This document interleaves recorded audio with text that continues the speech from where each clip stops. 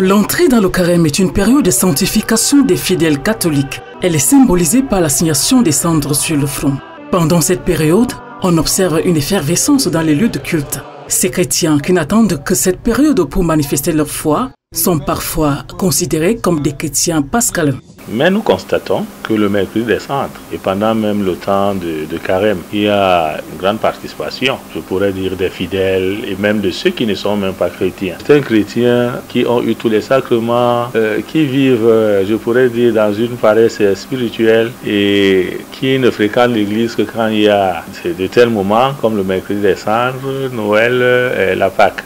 D'après l'autorité religieuse, la vie chrétienne est permanente. Et l'assignation sur le front ne saurait être une protection pour le chrétien. Parce que certains se disent que les cendres, c'est une forme de protection. On pourrait dire ces personnes qui ne sont même pas encore baptisées, mais qui viennent aussi recevoir les cendres. Et nous savons que l'Esprit Saint est à l'œuvre. Pour le prélat, c'est un moment fort qui permet au chrétien de renouveler son amour avec Christ. Notre souhait, c'est que tout chrétien et tout homme vive dans une vie de cohérence, de changer d'orientation et de vie. Si la vie antérieure était une vie dans laquelle nous étions accrochés à nos péchés, à nos mauvais comportements, c'est le moment de changer, mais pas d'attendre juste que dès que le temps de carême s'achève, on reprend encore les mauvaises habitudes. Non.